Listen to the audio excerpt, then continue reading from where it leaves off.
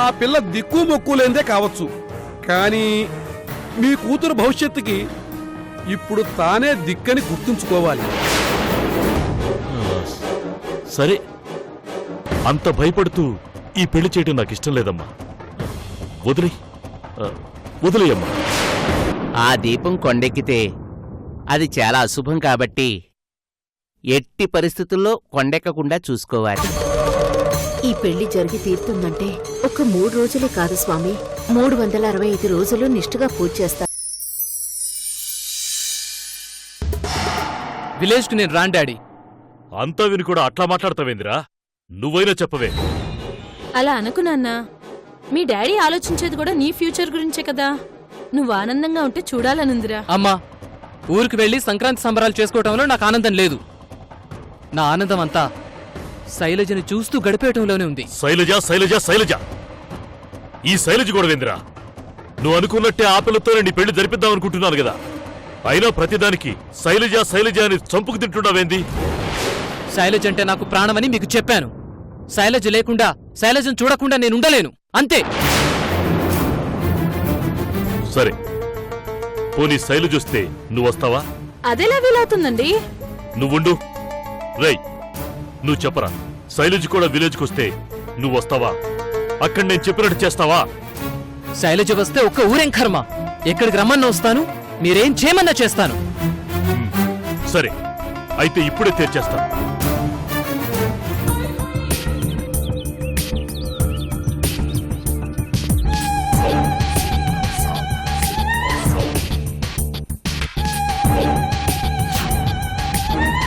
మా జగదీశ్వరి ముందు జస్టిస్ చౌదరిలా, బొబ్బిలి సింహంలా, బాద్షాలా ఎలాగూ అవకాశం లేదు. వాళ్ళు ప్యాకాట్లో బిజీగా ఉన్నారు కాబట్టి మనం వాళ్ళ ఫోజులో కూర్చొని ఎంతసేపైనా ఎంజాయ్ చేయొచ్చు.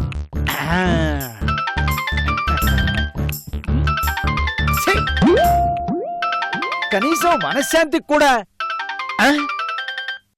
మినిస్టర్ బాబు గారు,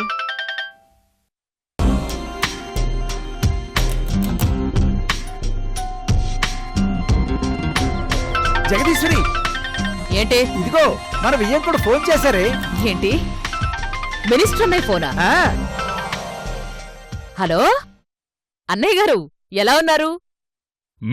బాగున్నానమ్మా. మా అల్లుడు?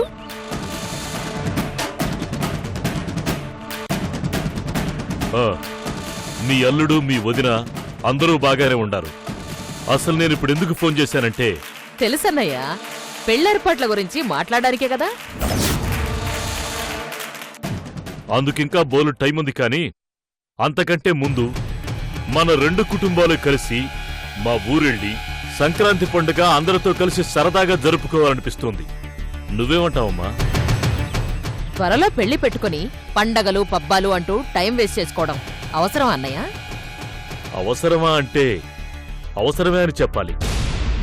రేపు మీ అల్లుడు సీఎం అవ్వాలి అంటే వచ్చిన ఏ అవకాశాన్ని వదలకూడదనేది నా ఉద్దేశం.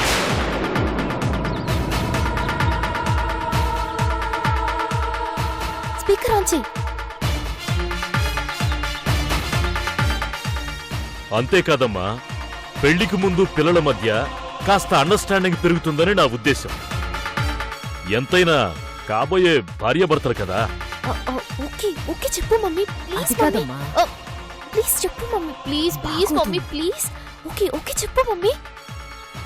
అలాగే అన్నయ్య, మీ మాట కంటే మాకేదీ ఎక్కువ కాదు. నువ్వన్నట్టే పెళ్లికి ముందు పిల్లల మధ్య చనువు పెరగాలి అంటే అసలు ఇలాంటి పండగలకు ఒక చోట చేరి కలిసిమెలిసి ఉండడమే కరెక్ట్.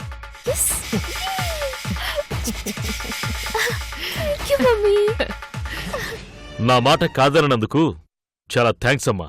అయ్యో నాన్నా, నా శైలు గురించి చెప్పండి. మర్చిపోయానమ్మా, వచ్చేటప్పుడు మీతో పాటు ఆ శైలజను కూడా తీసుకురండి. పెళ్లికి పోతా పిల్లిని చంకన పెట్టుకున్నట్టు మన మధ్యలో అదెందుకన్నయ్యా? పైగా అక్కడెవరైనా దాన్ని చూస్తే గుర్తుపడతారుగా. ఆ ఛాన్సే లేదమ్మా. దాన్నెవరు గుర్తుపడతారమ్మా? ఎందుకంటే అది మాటకి ముందు నో నెవర్ అంటుంది. అంటే తను ఫుల్ ఎడ్యుకేటెడ్ ఫ్యామిలీ నుంచి వచ్చుంటుంది. విలేజ్లో తెలుగు మాట్లాడటమే సరిగా రాదు. అట్లాంటిది అంత ఇంగ్లీష్ మాట్లాడేవాళ్ళు ఎవరుంటారమ్మా? సో నాకు తెలిసి అది సిటీ గర్ల్ అయి ఉంటుంది. ఒకవేళ నువ్వు అన్నట్టుగా ఎవరైనా గుర్తుపట్టినా చుట్టుపక్కల 25 ఊళ్ళు మనవే. నాకు తెలియకుండా అక్కడి నుంచి శైలజని ఎవరూ లిఫ్ట్ చేయలేరు. ఒకవేళ అలాంటి ప్రయత్నం ఎవరైనా చేసినా వాళ్ళు ప్రాణాలతో ఉండరు. అంతే. ఈ విషయంలో నువ్వు ఏమీ ఆలోచించకుండా శైలజను తీసుకురమ్మా. అలాగే అన్నయ్య. సరే మరి, ఉంటాను. మంచిదన్నయ్య.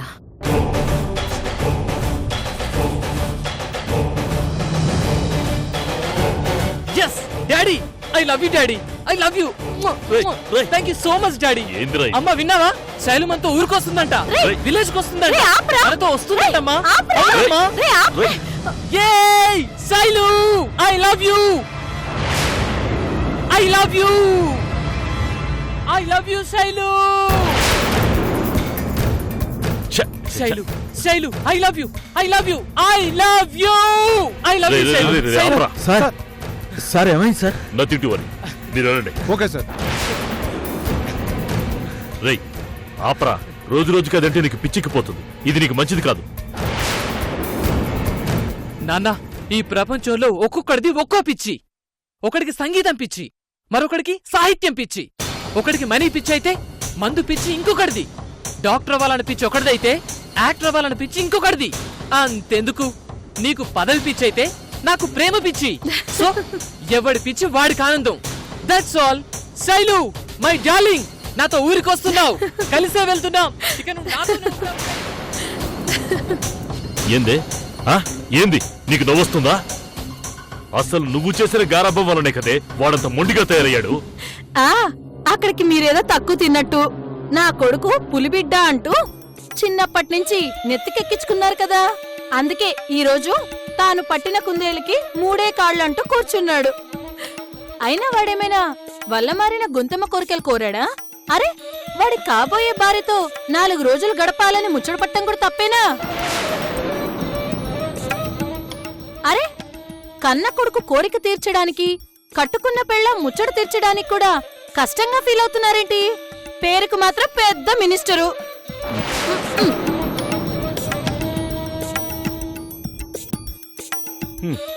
స్టేట్కి సీఎం అయినా దేశానికి పీఎం అయినా ఇంట్లో పెళ్ళానికి మాత్రం చీపేరంటారు.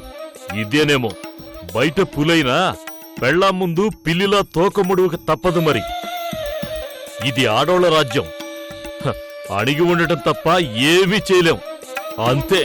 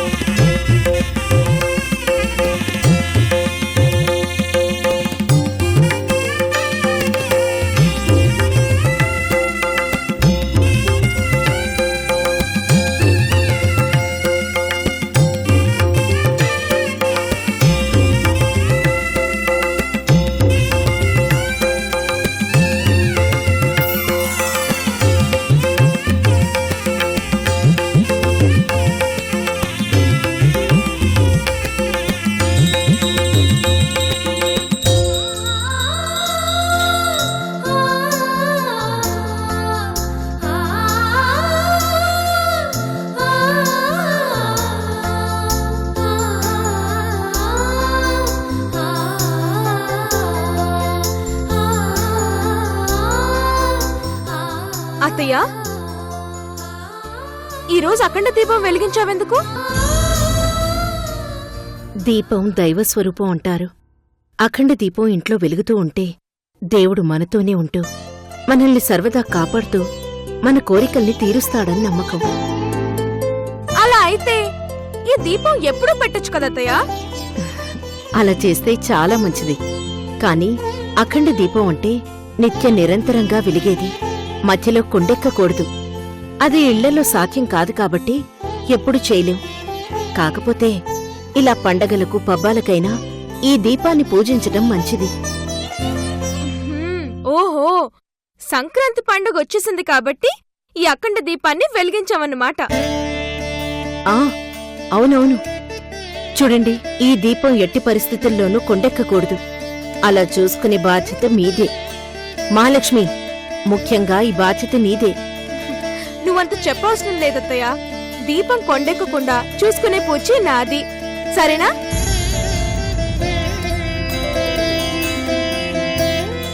కార్తీక్, అమ్మా గీతాంజలి. కార్తీక్, అమ్మా గీతాంజలి. అత్తయ్య, మా నాన్న ఊరు నుండి అప్పుడే వచ్చేసినట్టున్నారు. మావయ్య ఎలా ఉన్నారు? బాగానే ఉన్నాను. నువ్వెలా ఉన్నావు? బానే ఉన్నాను. ఏవల్లుడు, ఇంట్లో ఎవరు కనిపించరే? ఎక్కడికి వెళ్లారు? అందరూ ఉండాలి. అమ్మా గీతాంజలి. నిన్ను చూడకుండా ఉండలేకపోయి ఉంటాడు మా అన్నయ్య.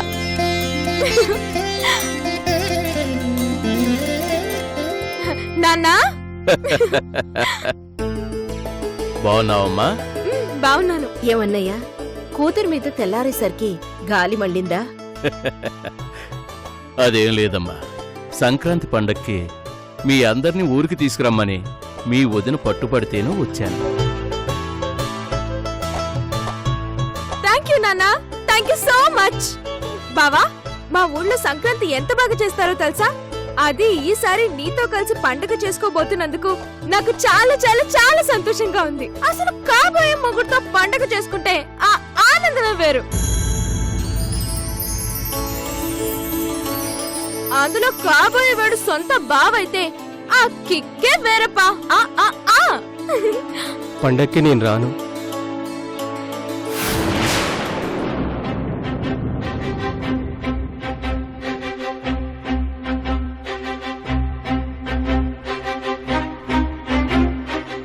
అదేంటల్లుడు, సంక్రాంతి ముఖ్యంగా అల్లుళ్ళ పండగ.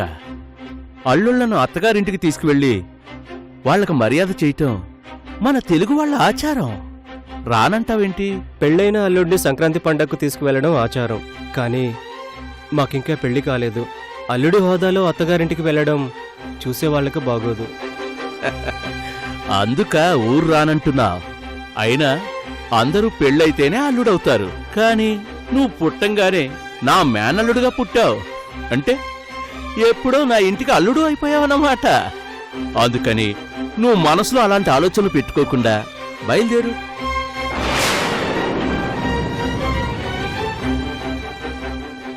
కార్తీక్ని ఊరు పంపిస్తేనే మంచిది.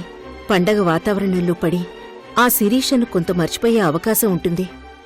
మావయ్య అంతగా చెప్తున్నాడు. పైగా మహాలక్ష్మి ముచ్చట పడుతుంది. కాదనకుండా వెళ్ళిరా కార్తీక్. వెళ్ళిరా అంటున్నా? నువ్వు రావటం లేదా చెల్లాయ్? నేను దీక్ష మొదలుపెట్టాను. అది పూర్తయ్యేంత వరకు నేనెక్కడికి వెళ్ళకూడదు. కాబట్టి నేను రావటానికి కుదరదు. అయితేనే కార్తీక్ మహాలక్ష్మితో పాటు హారిక కూడా వస్తుంది. వాళ్ళని తీసుకెళ్ళండి.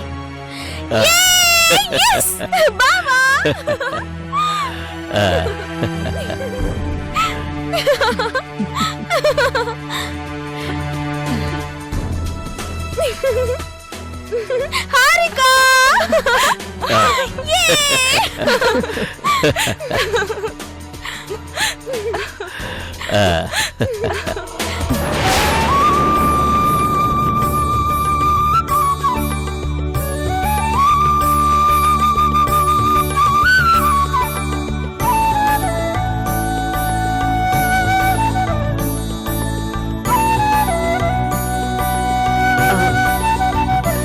హారిక, పాపం మావయ్య జర్నీ చేసి వచ్చారు. స్నానానికి ఏర్పాటు చేయవెళ్ళు. వెళ్ళండి అన్నయ్య. స్నానం చేసి ఫ్రెష్ అయ్యండి. భోజనం వడ్డిస్తాను. తిని కొంచెంసేపు రిలాక్స్ అవుతురు గాని. అలాగేనమ్మా.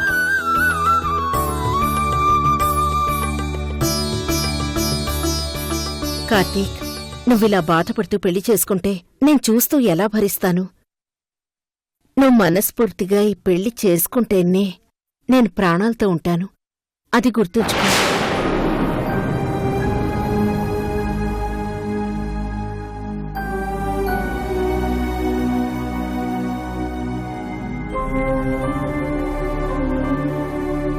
అడగకుండానే ఇంత ఆనందాన్ని ఇచ్చావు. నువ్వున్నావు, అత్తయ్య అన్నట్లు నువ్వున్నావు స్వామి. Thank you so much.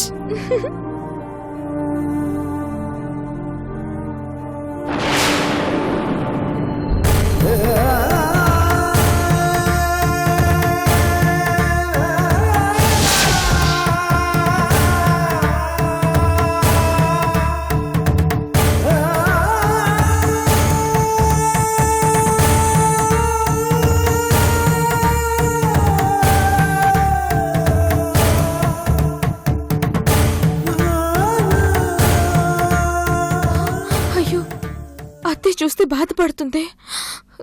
ఇప్పుడెలా?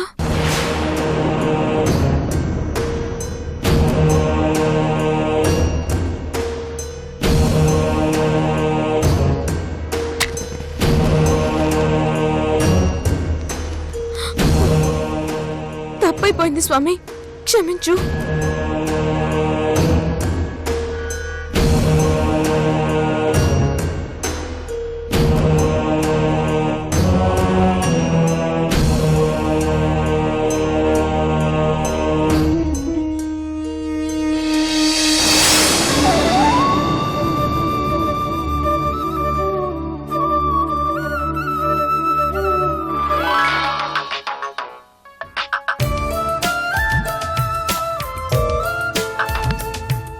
నమస్కారం మావయ్య గారు.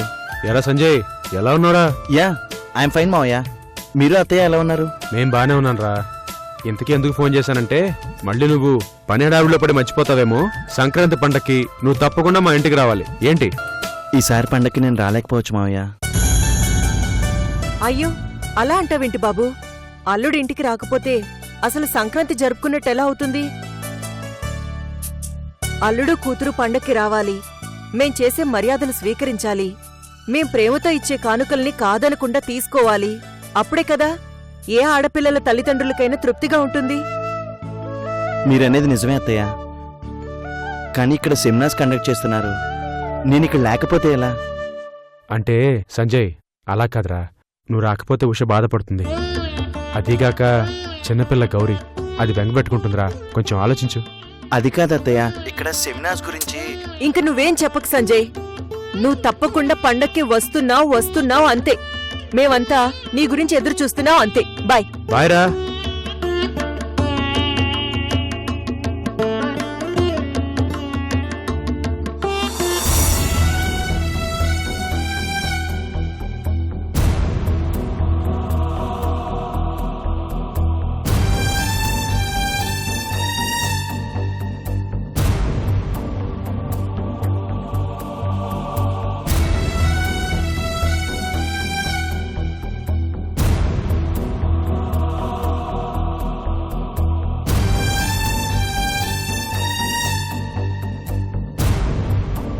భవానీ,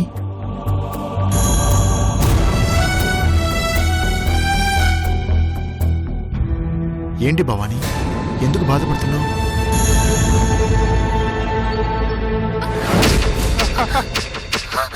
రావే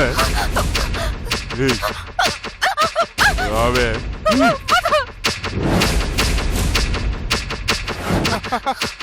రావే రావే.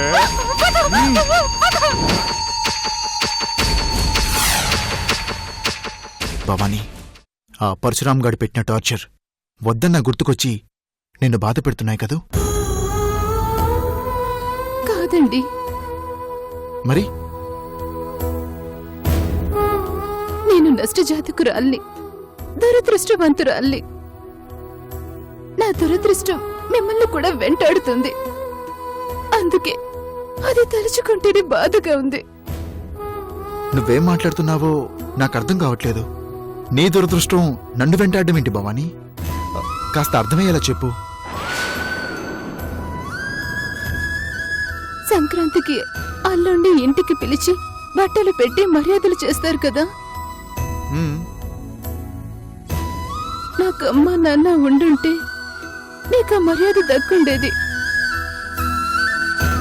నన్ను చేసుకోవడం వల్లే కదా మీరు ఆ సంతోషానికి దూరం అవుతున్నారు. నీకెవరూ లేరని ఎందుకు అనుకుంటున్నావు భవానీ?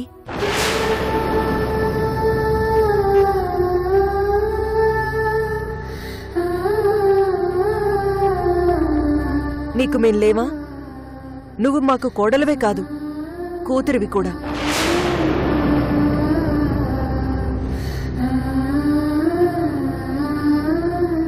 నేను నీకు అత్తనే కాదు, అమ్మని కూడా అని నువ్వే అన్నావు. ఆ విషయం అప్పుడే మర్చిపోయావా?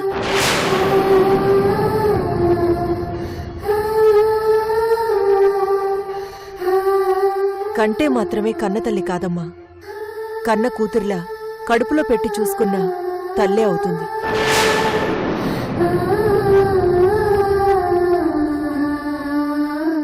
ఈ కూతురి కోరిక తీర్చడం కోసం నేను మీ మావయ్య నీకు తల్లిదండ్రులు అవుతావమ్మా.